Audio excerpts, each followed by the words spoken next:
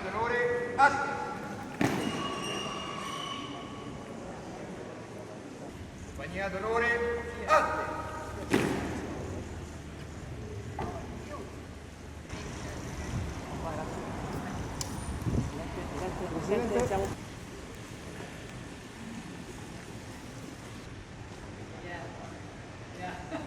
Compagnia d'onore, atti. Presenta, DRM.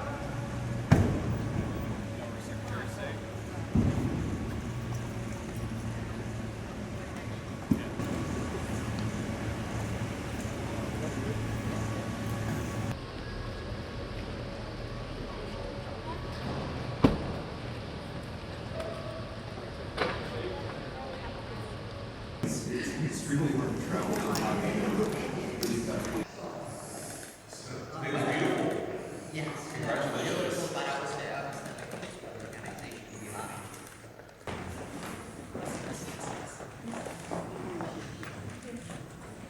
Tra Europa e Stati Uniti siano fondamentali nell'ambito di uno. We know how important is the relation between the EU and the US for a strong West, for our civilization, also for our economic relations that worth 30% of the world exchange. And so I hope that this meeting can be a new beginning, let's say like that. Sono molto orgogliosa di avere l'occasione oggi di ospitare due dei leader. I've said repeatedly that I think Europe is an important ally of the United States. The individual countries within Europe are important allies of the United States.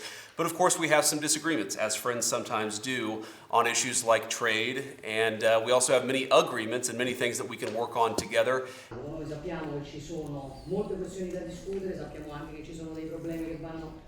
I think we'll have a great conversation and hopefully will be the beginning of some long-term trade negotiations and some long-term trade advantages between both Europe and the United States. In Europa è della Commissione e quindi il ruolo dell'Italia è soprattutto un ruolo. And as you said, we have a very special and close relationship. If I may look at trade, indeed, we have the largest trade relationship in the world. Sure.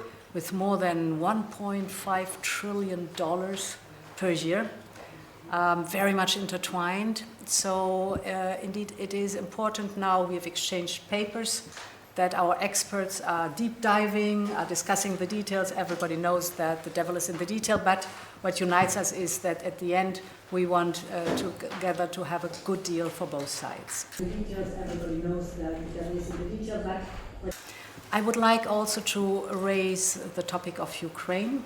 What unites us is that we want a just and lasting peace. Sure. And I know how much you are engaged in ending this war, and I thank you for that. So what is important now is certainly that we push that things are moving forward, and I think the next week will be crucial on that. Sono stata ospite del Presidente Trump. Perhaps an important topic between us also is the topic of defense. And I know that the European member states have to step up the investment in defense. This is why, as a Commission, we have enabled the use of up to 800 billion euros in the next 4 years for defense investment. And this, of course, will strengthen the European Union, but we know what a strong Europe means always also a strong NATO. So we will certainly take stock at the NATO summit. Managed the bet, yesterday morning I woke up at 7 o'clock. I promised her. Ave Maria, grazia plena, Dominus tecum, benedicta tui mulieribus, et benedictus fructus ventris tui, Iesus. Santa Maria, Mater Dei, ora pro nobis peccatoribus, nunc et in hora mortis nostre. Amen. Ave Maria, grazia plena, Dominus tecum, benedicta tui mulieribus, et benedictus fructus ventris tui, Iesus. Santa Maria, Mater Dei, ora pro nobis peccatoribus.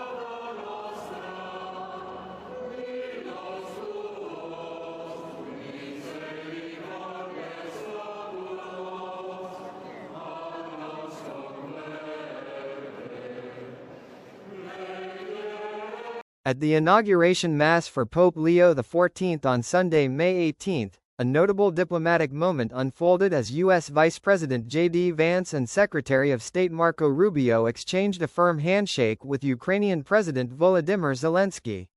The encounter came in the immediate aftermath of U.S.-brokered negotiations between Ukraine and Russia, held in Istanbul just 2 days earlier. These discussions, hosted in Turkey on Friday, May 16, marked a significant development. They were the first direct talks between the two nations since March 2022, shortly after Russia launched its full-scale invasion of Ukraine. The Istanbul talks have rekindled cautious hopes of progress in ending the prolonged conflict, which has entered its fourth year with devastating consequences on both sides. U.S. President Donald Trump, currently on a diplomatic visit to the Gulf, had reportedly offered to personally attend the negotiations in Turkey if Russian President Vladimir Putin agreed to do the same. However, while Trump signaled his willingness to engage at the highest level, Putin declined to participate in person, opting instead to dispatch a delegation of senior negotiators. President Trump has been intensifying pressure on both Moscow and Kyiv to commit to an immediate ceasefire, aiming to bring a halt to hostilities that have caused tens of thousands of deaths and immense destruction. His administration has signaled that a negotiated settlement, however fragile, is now a priority on Washington's foreign policy agenda.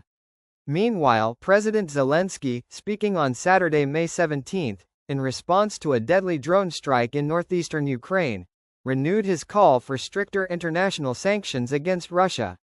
The attack, which took place in the Sumy region, claimed the lives of 9 civilians traveling by bus, underscoring the ongoing toll of the war and the urgency of finding a resolution.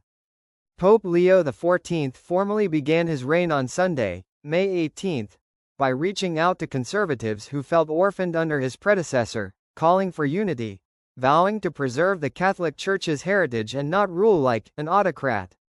After a first ride in the Popemobile through an estimated crowd of up to 200,000 in St. Peter's Square and surrounding streets, Leo was officially installed as the 267th pontiff of the Roman Catholic Church at an outdoor mass. Many world leaders attended the ceremony, including the Prime Ministers of Canada and Australia, German Chancellor Friedrich Merz and European Commission President Ursula von der Leyen. European royals including Spanish King Felipe and Queen Letizia and Monaco's Prince Albert and his wife Princess Charlene were in attendance. U.S. Vice President J.D. Vance, a Catholic convert who clashed with Francis over the White House's hardline immigration policies, led a U.S. delegation alongside Secretary of State Marco Rubio, who is also Catholic.